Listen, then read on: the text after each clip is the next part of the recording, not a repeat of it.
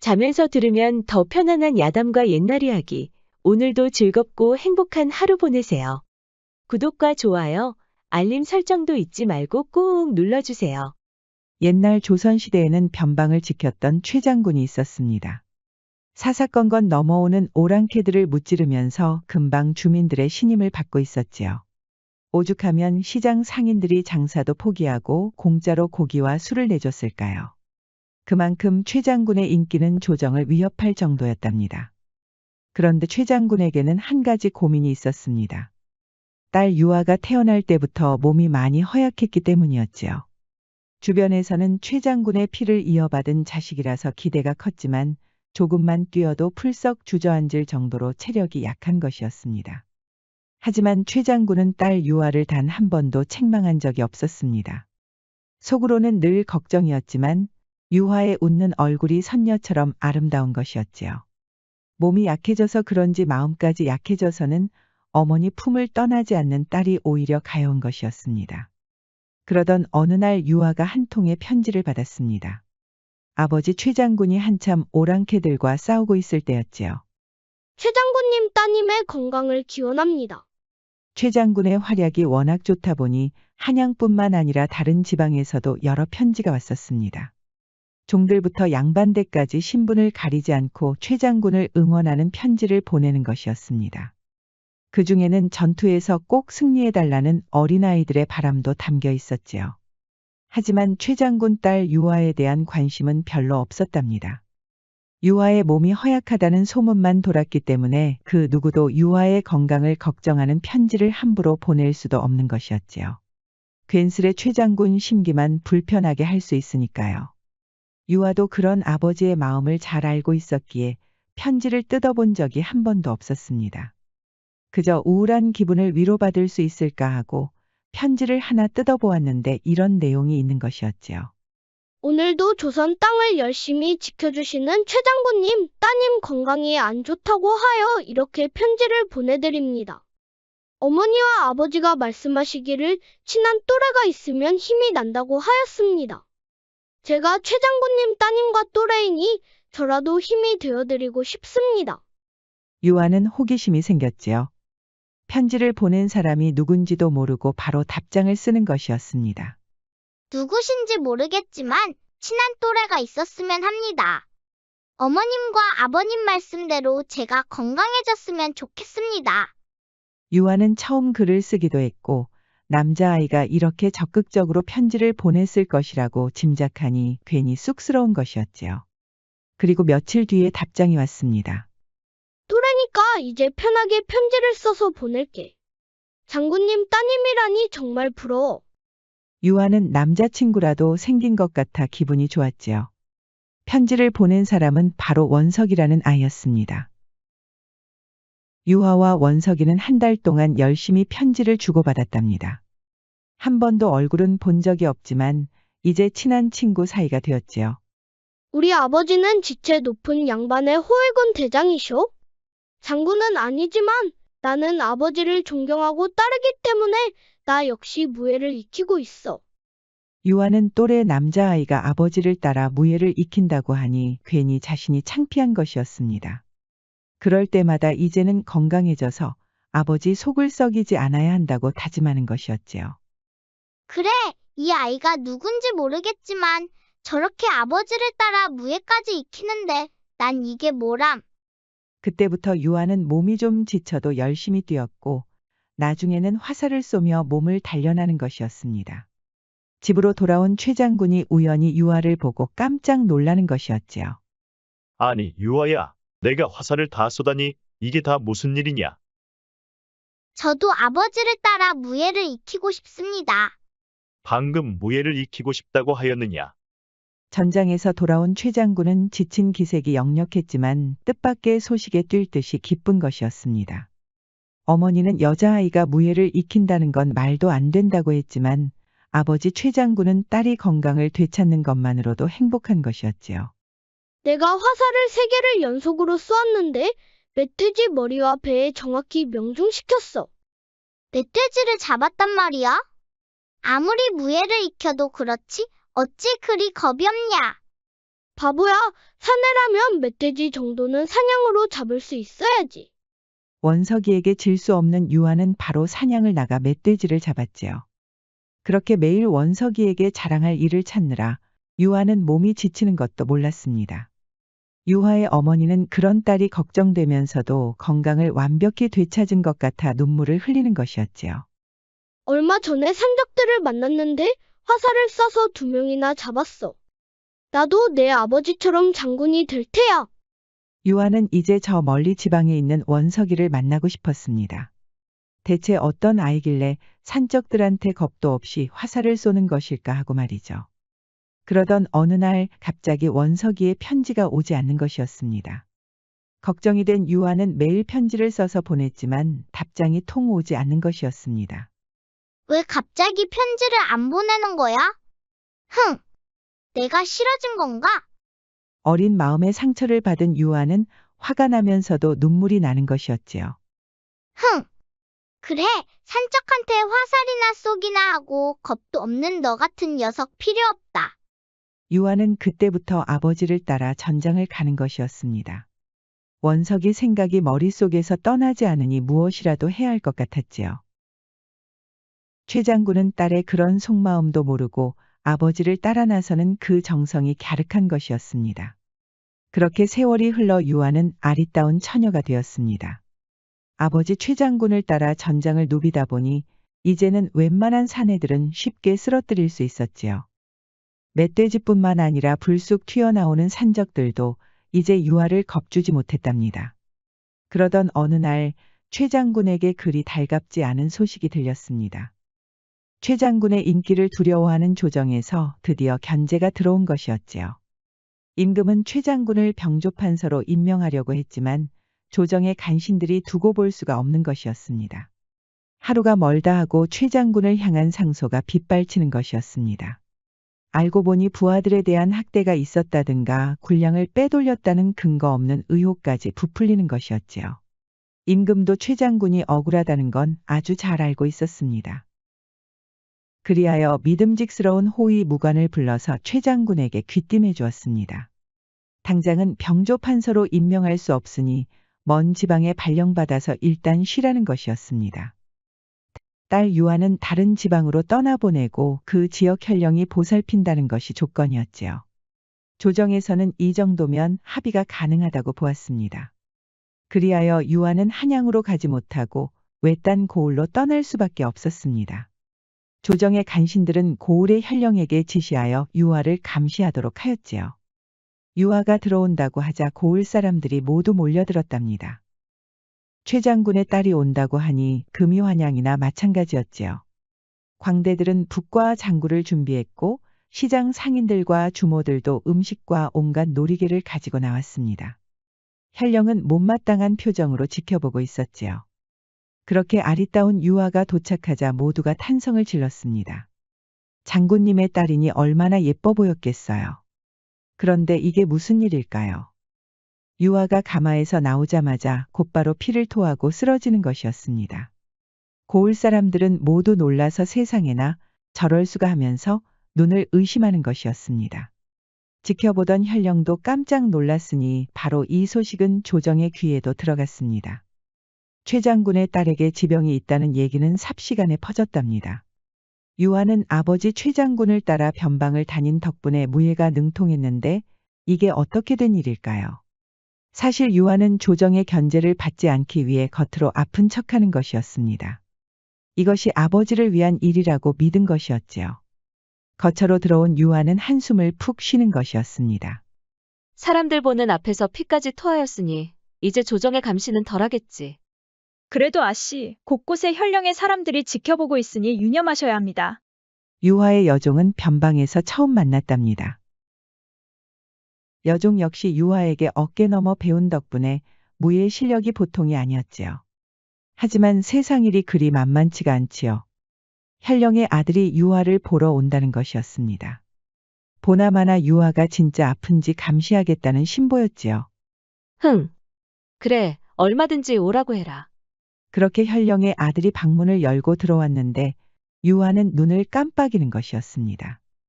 생각보다 아주 늠름하고 잘생긴 것이었지요. 현령의 아들 역시 유아의 미모에 반해 넋이 나간 것이었습니다. 낭자, 아니지. 뭐라고 불러야 할지 모르겠군요. 어찌됐든 이렇게 찾아뵙게 돼서 송구합니다. 아닙니다. 그대도 여기 오는 길이 그리 내키지 않았다고 믿겠습니다. 현령의 아들은 어린 시절 유아와 편지를 주고받았던 원석이었습니다. 원석이는 아버지가 모시던 양반댁이 몰락하면서 방랑자 신세가 됐었지요. 그동안 아버지의 노고로 지금은 어엿한 현령이 된 것이었습니다. 그 때문에 유아에게 더 이상 편지를 쓸 수가 없었던 것이었지요. 하지만 유아가 최 장군의 딸이었기 때문에 소식은 계속 듣고 있었답니다. 변방을 다니면서 무예에 능통해졌다는 얘기를 들으며 매우 기뻤지요. 그렇게 몸이 약했던 유아가 이제는 건강한 미인이 되었으니까요.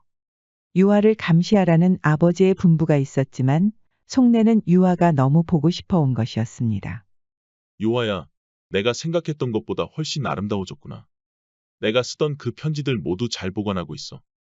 원석이는 자기도 모르게 미소를 지었지요. 왜 그렇게 웃으십니까? 제 얼굴에 뭐라도 묻었습니까? 아닙니다. 갑자기 예전에 몸이 안 좋았던 친구가 떠올랐습니다. 그 친구가 다른 사람 흉내를 워낙 잘 냈거든요. 유아는 뜨끔했지요. 원석이가 멧돼지와 산적을 잡았다고 하니 그대로 따라했고 답장도 보냈으니까요. 유아도 잠시 잊고 있었던 원석이가 떠오르면서 잠시 본분을 잊고 있었습니다. 저는 보다시피 몸이 많이 안 좋습니다. 어찌하여 이리 행차하신 겁니까? 몸은 언제부터 그렇게 안 좋으셨던 겁니까? 어릴 때부터 몸이 안 좋았습니다.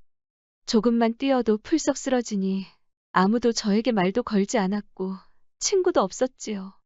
원석이는 유아를 유심히 살펴보았습니다. 원석이의 눈에는 유아가 아픈 척 연기를 하는 것이 다 보였지요. 원석이는 속으로 이렇게 생각하며 웃음을 참았답니다. 멧돼지에다가 산적도 잡았다고 그렇게 자랑해놓고. 원석이는 표정 관리가 힘들었지만 유아는 의심을 받는다고 믿었지요. 그래서 더 몸이 안 좋은 것처럼 연기를 하는 것이었습니다. 계속 앞에 앉아 있을 것이오? 머리가 너무 아프고 어지러워서 누워야 할 것 같소. 원석이는 집으로 돌아가는 길에 좋은 꾀가 하나 떠올랐습니다. 유아가 이렇게 견제받는 이유는 아버지 최 장군의 출세 때문이었지요. 조정에서 걱정하는 건 최 장군 일가가 조정에 누군가와 손을 잡는 것이니 그 걱정을 빨리 없애주면 되는 것이었습니다. 바로 원석이와 유아가 혼례를 올리는 것이었지요. 고작 현령 아들의 신부가 된다고 하면 조정에서도 한시름 놓을 수 있을 테니까요.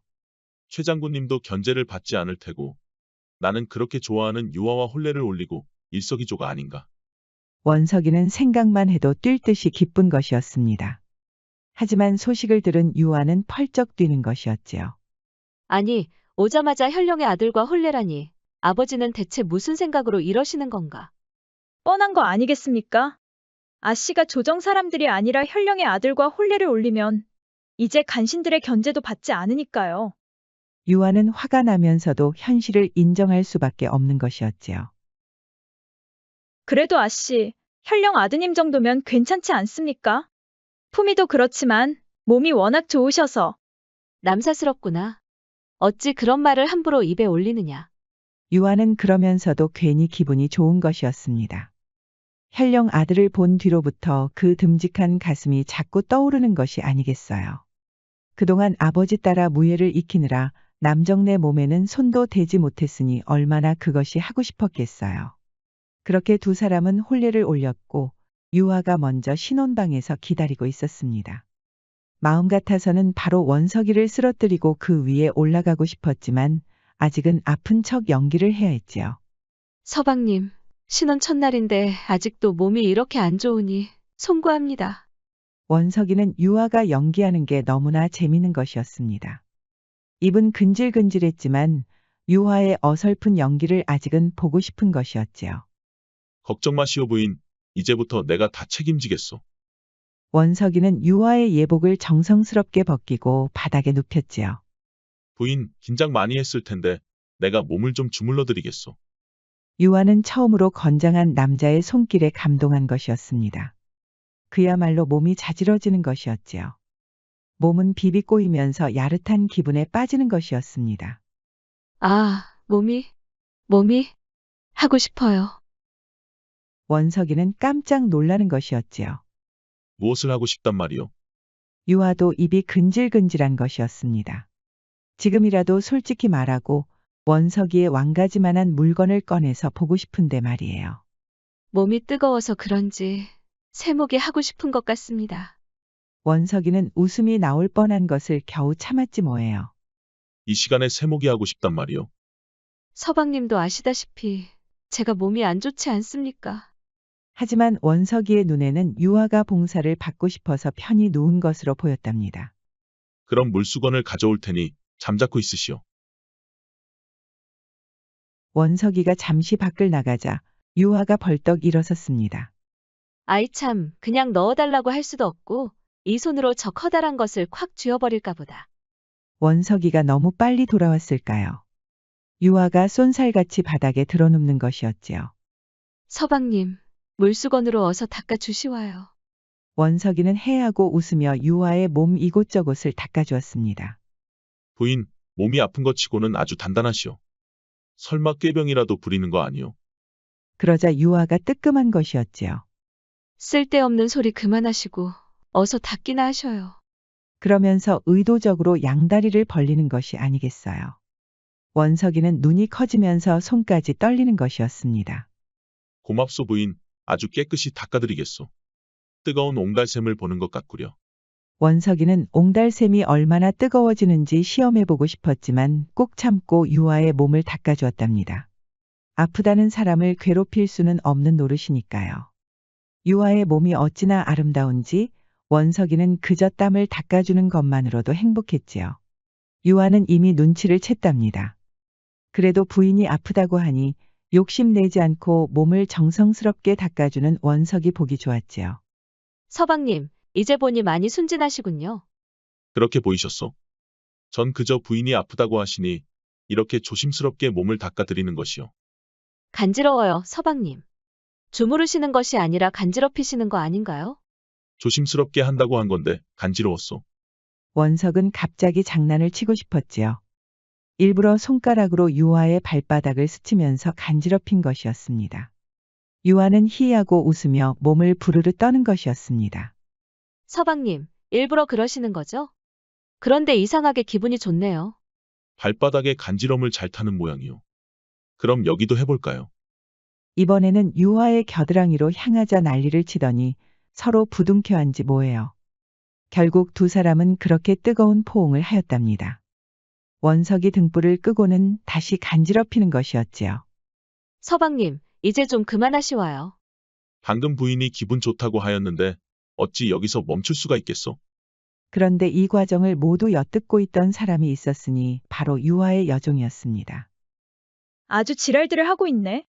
뜨거운 밤을 보낸 원석이는 몸이 아주 날아갈 것 같았지요. 하겠다고 달려든 것이 아니라서 그런 것일까요? 아픈 척 연기를 하는 유아를 안는 것이 더 재밌던 것이었습니다. 다음에는 우리 부인을 어떻게 놀려줄까? 원석이는 나란 일을 하면서도 희죽거리고 있으니 주변에서 모두 이상하게 여겼지요. 원석이가 하루를 넘긴 어느 날이었습니다. 일 때문에 지쳐서 집에 돌아가려는데 산적들이 침입했다는 소식에 헐레벌떡 뛰어갔습니다. 집에 돌아와 보니 칼에 맞은 산적들 3명이 쓰러져 있는 것이 아니겠어요. 그리고 대문과 담장 앞에도 2명이 숨져 있는 것이었습니다. 침입자 1명은 겨우 숨이 붙어서 살려달라고 애원하고 있지 뭐예요. 아니 부인, 이게 대관절 무슨 일이요? 그러자 유아가 힘겹게 입을 여는 것이었습니다. 옆에 있는 여종이 부축을 하고 있었지요. 서방님, 저 정말 무서웠습니다. 옆에서 지키고 있는 호위군들이 아니었다면 이미 이 세상 사람이 아니었을 겁니다. 농이라도 그런 말은 하지 마시오. 그러니까 호위군들이 저 산적들을 해치웠다 이 말이요. 그럼 누가 해치웠겠습니까? 원석이는 새삼 유아가 무섭게 보였답니다. 쓰러진 산적들의 면면을 보니 분명히 호위군들의 솜씨가 아닌 것이었지요. 그렇다면 이 산적들을 전부 쓰러뜨린 사람은 유아밖에 없는 것이었습니다. 눈치를 보아하니 여종과 호위군들이 서로 입을 맞추고 거짓말을 하는 것이었지요. 원석이는 호위군 한 명을 불렀습니다. 자네가 한번 설명해보게. 여기 눈앞에 쓰러져 있는 3명은 그렇다 치고 저기 담장과 대문 앞에 쓰러진 놈들은 어떻게 해치웠나? 그것이 말입니다. 호위군이 역시나 유아의 눈치를 보는 것이었습니다. 옳거니 역시 유아가 전부 해치운 것이었구나. 무예가 능통하다는 얘기는 들었지만 이렇게 건장한 남자들을 해치우다니. 유아는 여종한테 기대면서 콜록콜록 기침을 하는 것이었지요. 연기가 어설프니 더 무서운 것이었습니다. 원석이는 침을 꿀꺽 삼키더니 계속 호위군을 다그쳤지요. 말해보라고 하지 않았나? 어떻게 해치웠는지 알아야 나도 상부에다 보고를 하지. 그러니까 이 앞에 3명은 단숨에 해치웠고 도망가는 4명을 따라잡은 것입니다. 보시다시피 눈앞에 쓰러진 놈들은 단칼에 해치웠으며 그것을 보고 기겁한 4명이 도망치다가 잡힌 것이지요. 호위군은 식은땀을 흘렸고 말을 더듬거리면서 설명하고 있었지요. 잘 보게. 지금 눈앞에 쓰러진 놈들 외에 2명은 칼을 뽑지도 못하고 죽었네. 자네가 도망갔다고 하는 놈들도 담장과 대문에 손도 대지 못하고 쓰러졌네. 이놈 등에는 단검이 꽂혀 있는데 자네가 그렇게 단검을 잽싸게 뽑아서 던졌다 이 말인가? 호위군은 귀신에 홀린 것처럼 멍한 표정이었습니다. 누가 봐도 자기가 한 짓이 아니라고 실토한 셈이었지요. 그러자 유아가 갑자기 픽하고 쓰러지는 것이었지요. 서방님, 제 앞에서 왜 호위군들을 못살게 구시는 것입니까? 생명의 은인한테 그러시는 이유가 무엇입니까? 결국 원석이는 호위군을 더 다그치지는 못했지요. 원석이는 갑자기 오기가 생긴 것이었습니다. 유아 입으로 직접 꾀병이라고 실토하게 만들 생각이었지요. 서방님, 오늘 저 너무 무서웠어요. 이리 와서 절 안아주세요. 원석이는 씩 하고 웃더니 편지를 한 장 꺼내는 것이었습니다. 그것은 무엇입니까? 예전에 제 동료들이 장난삼아 편지를 보낸 적이 있는데 모두 최 장군님 앞으로 보낸 것들이었습니다. 그때 최 장군님 따님 몸이 불편하다고 해서 걱정스럽다고 했지요. 친구들이 돌려가면서 편지를 썼는데 언제부턴가 최 장군님 따님에게 답장이 오더랍니다. 제가 한번 읽어보겠습니다. 유아는 깜짝 놀라는 것이었지요. 이럴 수가. 그때 편지를 쓴 녀석이 한두 놈이 아니었단 말이야? 어쩐지 갑자기 편지가 안 온 이유가 있었구나. 괘씸한 놈들. 나는 며칠 전에 멧돼지 4마리나 잡았어. 화살 신개나 잘못 쐈지만 결국 멧돼지들을 잡았으니 얼마나 좋아. 이게 바로 최 장군님 따님이 보낸 편지입니다. 최 장군님 따님이라면 부인밖에 없지 않습니까? 유아는 당황했지만 침착하게 행동했지요. 갑자기 그 얘기는 왜 하시는 겁니까? 저 오늘 너무 무서웠다니까요. 여기 편지가 한 통 더 있습니다. 나도 너처럼 산적들을 잡았어. 정확하게 머리에 명중시켰어. 아무리 봐도 지금의 부인과 이 편지는 맞아떨어지지 않아서 말이요. 그럼 제가 서방님 면전에서 기만이라도 하고 있다 이 말입니까? 그럼 설명해 보시구려. 유아는 머리를 굴리느라 얼굴을 찡그렸지 뭐예요. 원석이는 흐뭇한 표정으로 지켜보고 있었지요. 그건 사실 제가 쓴 게 아닙니다. 저를 따라다니는 여종이 장난으로 쓴 것입니다. 원석이는 고개를 끄덕이면서도 웃음이 나오는 것이었지요. 유아는 원석이 믿지 않는 눈치에 또 한 번 제대로 연기를 해보는 것이었습니다. 서방님이 퇴근하시니 몸에서 열이 납니다. 쓰러질 것 같습니다. 원석이는 오히려 이때다 싶어서 유아를 바닥에 눕혔습니다. 내가 너무 경솔했던 것 같소. 부인이 지난밤에 어찌나 무섭게 달려들던지 난 또 부인이 다 나은 줄 알았소. 그게 무슨 말씀입니까? 제가 언제 서방님한테 달려들었다고 그러셔요. 원석이는 희죽 웃으며 유아의 몸을 주물러 주는 것이었습니다. 부인, 이제 나한테는 다 솔직히 말해도 되지 않겠소? 무엇을 말입니까? 사실 그 편지를 쓴 사람은 바로 나요. 유아는 아픈 척 누워있다가 벌떡 일어선 것이었지요. 방금 뭐라고 하였습니까? 내가 바로 그 편지를 쓴 사람이요. 또래 아이가 있으면 힘이 난다고 하여 편지를 보낸 바로 그 아이 말이요. 유아는 너무 놀라서 눈이 휘둥그레지는 것이었지요. 이미 저고리는 벗어 놓았기 때문에 속살은 다 보여주고 있었지요. 그러니까 서방님이 그 편지를 보낸 아이? 그렇소이다. 그때는 아버지가 모신 황영감이 몰락하는 바람에 편지를 더는 쓸 수가 없었소. 그래도 우리 아버지가 지금의 현령이 되신 이유는 전부 최 장군님 덕분이요. 어째서 우리 아버지 덕분이란 말입니까? 우리 아버지 역시 최 장군님을 존경하고 있었소. 언젠가는 최 장군님을 꼭 모시고 싶다고 늘 말씀하셨소. 황영감이 몰락할 때는 정말 모두가 좌절했는데 아버지는 절대 포기하지 않으셨소. 최 장군님이 그때도 오랑캐들과 맞서 싸우면서 변방을 지키고 있으셨지 뭐요. 그 모습을 지켜본 아버지도 굳건히 가장의 자리를 지킨 것이요. 그래서 이렇게 현령이 된 것이요. 얘기를 모두 들은 유아는 감동에 눈물을 흘리는 것이었습니다. 그런데 아버지는 많이 변하셨소. 현령이 되신 뒤로 조정 사람들과 어울려 다니시더니 이제는 최 장군님을 대역죄인으로 생각하시는 것 같소. 그래서 나에게 부인을 감시하라고 명하신 것이요. 그렇다면 저와 혼례를 올린 것도 전부 아버님의 욕심 때문이었단 말입니까? 현실은 그렇소만 결론적으로 우리가 맺어진 게 참 잘된 일이 아니요. 저들은 사리사욕에 어두워서 우리가 어릴 적 주고받은 편지에 대해서는 까마득히 모르는 것이요. 부인이 이렇게까지 연기하는 이유가 다 아버님을 걱정하는 거 아니겠소. 지금까지 지켜본 바로는 부인과 아버님은 절대 역모를 저지를 분들이 아니요. 유아는 감동한 나머지 원석이를 끌어안는 것이었습니다. 키스를 나눈 두 사람은 등불을 끄고는 뜨겁게 뒤엉켰지요.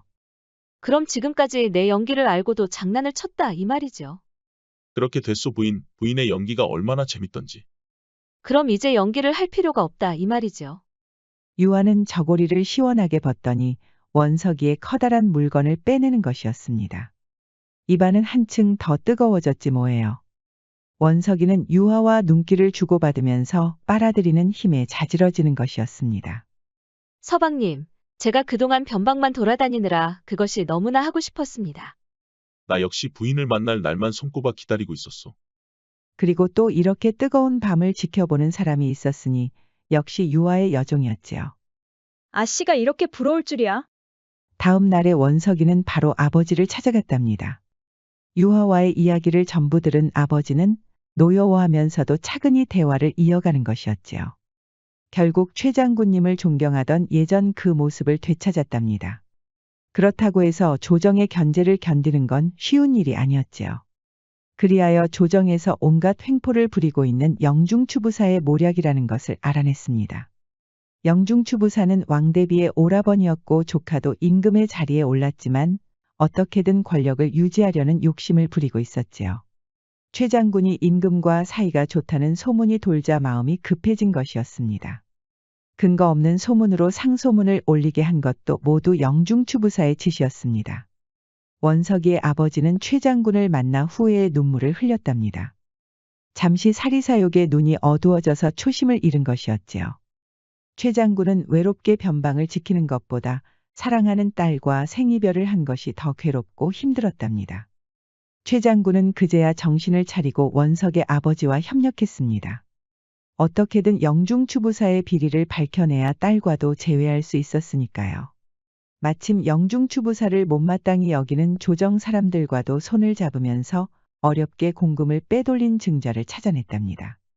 그렇게 최 장군과 유아는 한양으로 돌아올 수 있었습니다. 임금은 마음 편히 최 장군을 병조판서로 임명하였지요.